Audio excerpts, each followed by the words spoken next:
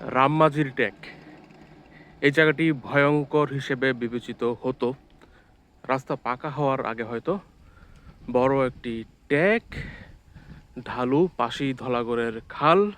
সবাই দিনের বেলাতেও এই পথে যেতে ভয় পেত। এদিকে রামমাঝির ট্যাক, ওইদিকে দাতুই ট্যাক, পাখি বাজার, মিয়ার বাজারের মাঝামাঝি। অনেকের নানা ভয়ঙ্কর স্মৃতি রয়েছে। এখন তো মিয়ার বাজার একটু দরদরিয়ার ব্যস্ততম রাস্তা, একটু পরপর গাড়ি চলে যাচ্ছে।